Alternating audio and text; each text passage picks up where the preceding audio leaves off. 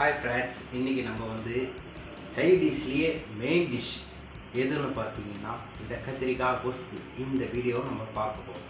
20 kilo கத்திரிக்காயில் சூப்பரான அருமையான கத்திரிக்காய் கொஸ்து நம்ம இன்றைக்கி செய்ய போகிறோம். இப்போ வந்து பிரியாணிக்கு மெயின் டிஷ் இருந்தாலும், பிரியாணி தான் மெயின் டிஷ் இருந்தாலும் அது சைட் டிஷ்ஷில் மெயின் டிஷ் எதுன்னு கேட்டிங்கன்னா இந்த கத்திரிக்காய் கொஸ்து தான். இந்த கத்திரிக்காய் கொஸ்து நல்லா உங்களுக்கு அழகாக ப்ராப்பராக செம்மையாக வரணுன்னாக்கா இதில் ஒரு 4 பொருள் நம்ம சேர்க்க வேண்டியது இருக்குது. இது எந்த வீடியோலையும் யாரும் சொல்லலை, இந்த வீடியோவில் நான் உங்களுக்காக சொல்கிறேன். அதனால் ஸ்கிப் பண்ணாமல் கண்டிப்பாக பாருங்கள். வாங்க இப்போ வீடியோக்குள்ளே போகலாம்.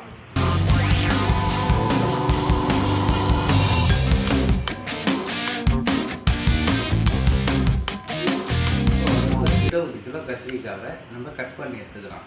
சின்ன கத்திரிக்காவாக இருந்துச்சுனாக்கா நீங்கள் ஒரு 4 ஓடு போட்டு மூசாக போட்டுக்கலாம். இதே கொஞ்சம் முத்தன கத்திரிக்காய் பெருசாக இருந்துச்சுனாக்கா அது 4 துண்டாகவும் கட் பண்ணி போட்டு தண்ணியில் போட்டு நல்லா அலசி வச்சுக்குவோம். இப்போது ஒரு பாத்திரம் நம்ம வைக்கிறோம். இந்த பாத்திரத்தில் 3 லிட்டர் ஆயில், கோல்டு வினர் ஆயில் நம்ம இதில் சேர்க்குறோம்.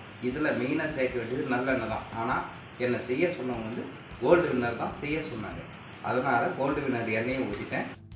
100 கிராம் மிளகு, 25 கிராம் ஏலக்காய், 25 கிராம் பட்டை. இதில் வந்து ஒரு 5 கிலோ வெங்காயம், 5 கிலோ வெங்காயம் 400 கிராம் பச்சை மிளகாய் நம்ம இதில் போட்டு நல்லா ஒரு கலரி நல்லா கொஞ்சம் ப்ரௌன் கலர் ஆனதுக்கப்புறமா இதில் நம்ம 1/2 கிலோ இஞ்சி, 1/2 கிலோ பூண்டு இதெல்லாம் நம்ம போடுறோம். போட்டுட்டு இதுக்கப்புறம் தேவையான அளவு உப்பு போடுறோம்.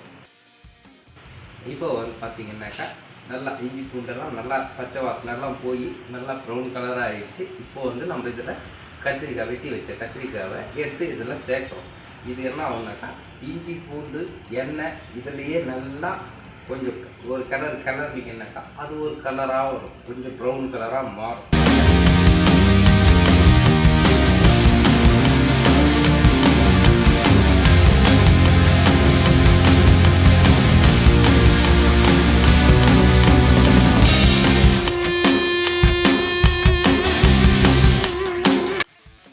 மசாலா நம்ம இதில் போடும்போது என்ன ஆகும்னாக்கா அடிரவை பிடிச்சி கொஞ்சம் கருகுன மாதிரி ஆகிடும். அதனால் இதில் என்ன பண்ணுறோம்னாக்கா ஒரு 2 லிட்டர் தண்ணியை நம்ம இதில் ஊற்றிட்டு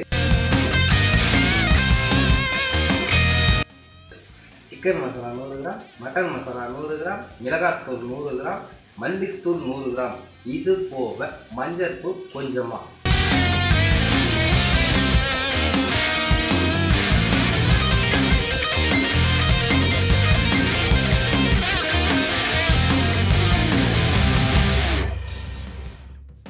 இது எடுத்து இப்போ நம்ம இந்த கத்திரிக்காயை போட்டுக்கலாம். போட்டு நல்லா ஒரு கிளறி நல்லா அதை மிக்ஸ் பண்ணி நல்லா இது ஆனதுக்கப்புறம் நம்ம வெட்டி வச்ச தக்காளி ஒரு 3 கிலோ தக்காளி இதில் சேர்த்து போட்டுட்டு 1.5 கிலோ புளி நல்லா ஊற வச்சு நல்லா கரைச்சி வச்சுக்கணும். அதுவும் இதில் நம்ம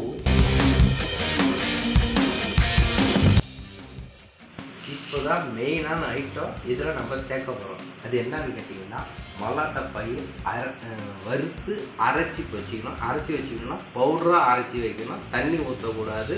அது போக வெள்ளை எள்ளு அது ஒரு 1/2 கிலோ, அதுவும் நல்லா ஃப்ரை பண்ணிவிட்டு பவுடர் மாதிரி தான் அரைக்கணும். அதுக்கப்புறம் வெந்தயம் 50 கிராம், ஜீரகம் 50 கிராம். வெந்தயம் 50 கிராம் அரைச்சி 25 கிராம் மட்டும் தான் போடணும், ஜீரகம் 50 கிராமும் போடணும்.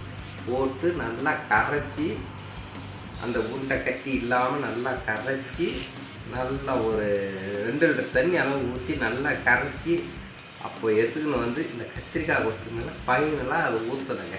இது ஊற்றுனதுக்கப்புறம் பாருங்கள் இந்த கத்திரிக்காய் கொஸ்து எப்படி வந்துருக்குன்னு நீங்களே பாருங்கள். லாஸ்ட்டாக ஃபைனலாக கொத்தமல்லியை போட்டுட்டோம். அதுக்கப்புறம் கடைசியில் இறக்கும்போது என்ன பண்ணுறோம்னா கருவேப்பிலை பச்சையாக ஒழுங்கு போடணும். அப்போ அந்த கொத்தமல்லி அந்த கருவேப்பிலை அந்த டேஸ்ட்டு அப்படியே ஒரு மணக்கும் பாருங்கள். பிரியாணி கொஸ்து பிடிக்காமலாம் இருக்கும். நம்ம வீடியோ பிடிச்சிருந்துச்சுன்னா லைக் பண்ணுங்கள், ஷேர் பண்ணுங்கள், கமெண்ட் பண்ணுங்கள், அப்புறம் மறக்காமல் சப்ஸ்கிரைப் பண்ணுங்கள். பாய்.